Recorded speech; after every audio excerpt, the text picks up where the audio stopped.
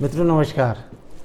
आज के इस एपिसोड में मैं जीएसटी के अंतर्गत जो नई समस्याएं आ रही हैं उनमें से एक महत्वपूर्ण समस्या जो आजकल सामने आ रही है वो ये है कि जब माल का मूवमेंट हो रहा है तो उसमें एक नए आधार पर डिटेंशन किया जा रहा है, सीजर किया जा रहा है और वो है अंडर वैल्यूएशन। तो आज मैं अंडर वैल्यूएशन से उत्पन्न समस्या का विवेचन करूँगा। ये समस्या बड़ी अजीब व गरीब है कि इसको आधार पे जब गाड़ी को एकदम रोक करके ये कहा जाता है कि इसमें जो बिल है, इनवाइस है, उसमें जो माल की डिक्लेरेशन किया गया है उसमें जो वैल्यू डिक्लेयर की गई है वो बहुत कम है। और क्यों कम है, किसके अंदाज से, किसके अंतर से कम है? उसमें जो एमआरपी लिखी गई है, एमआरपी में और जो बिल में घोषणा की गई है माल की वैल्यू, उन दोनों में बड़ा अंतर है। और इस आधार पर कहा जाता है कि साहब अंडर वैल्यूएशन का मामला है और सेक्शन 129 की कार्रवाई करते हुए डिटेंशन और सीजर की कार्रवाई की जाती है।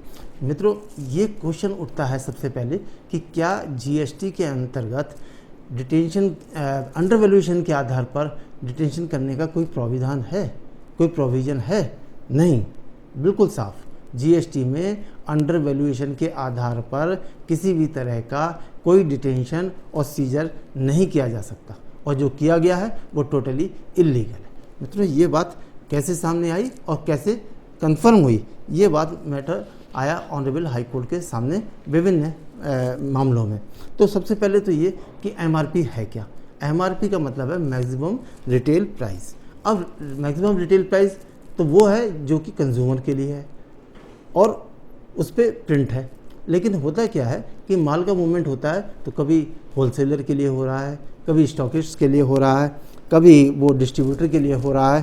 तो इन सब के अंतर्गत कई चैनें बीच में लगती हैं और उसके बाद जो फाइनल जो होती है मैक्सिमम रिटेल प्राइस वो उस पर प्रिंट होता है। तो ये कैसे हो सकता है? फॉर एग्जांपल, जैसे कि किसी आइटम पे एमआरपी लिखा हुआ है 150 रुपीज़ फॉर एग्जांपल, लेकिन उसमें बिल में जो लगा हुआ है वो लिखा हुआ है 50।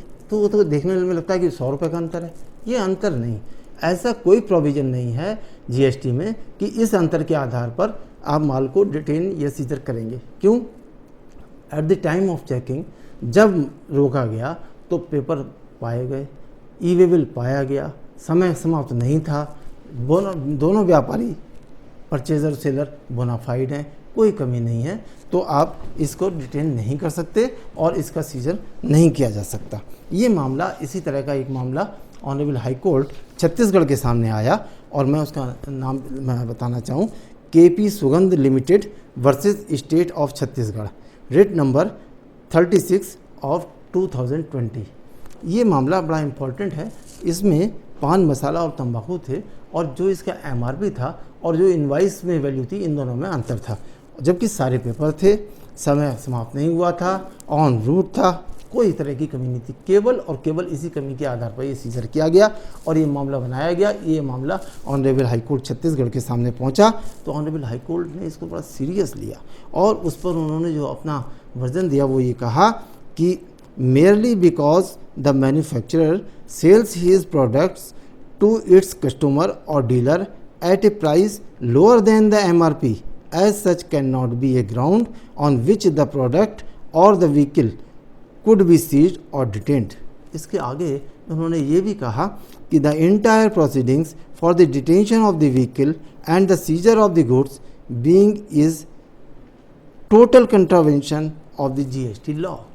इस जीएसटी लॉ के अंतर्गत टोटल कंट्रावेंशन ये मामला बनता है क्योंकि उसमें ऐसा जीएसटी लॉ में ऐसा कोई प्रोविजन ही नहीं है। ऑनरेबल हाई कोर्ट के सामने जब ये मैटर डिस्कस हो रहा था तो एक डिपार्टमेंट की तरफ से एक ग्राउंड और दिया गया कि साहब इसको सुनने का राइट ही नहीं है क्योंकि अल्टरनेट रेमेडी है 107 सेक्शन 107 में अपील का प्रोविज़न है, वहाँ पे जाइए, यहाँ पे क्यों चले आए?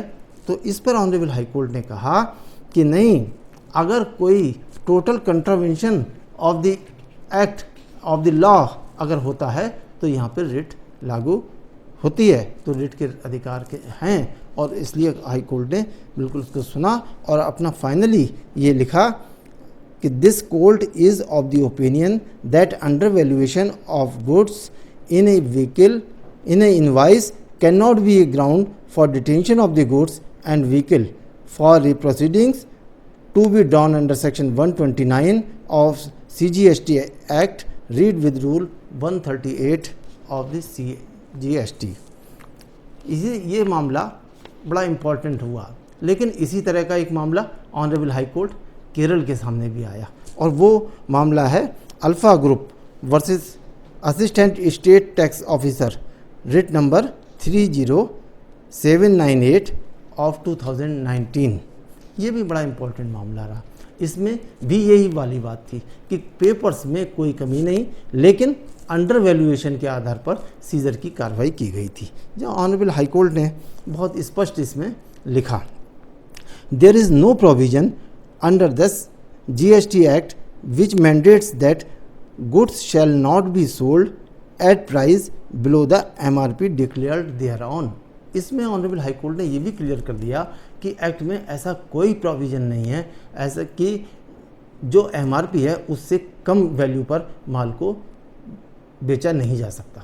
मतलब ये ग्राउंड सीजर का हो ही नहीं सकता कि चाहे उसमें वैल्यूएशन कितनी की गई हो, MRP है उससे वैल्यूएशन नीचे है, ये मैटर डिटेंशन का और सीजर का है ही नहीं, हो ही नहीं सकता।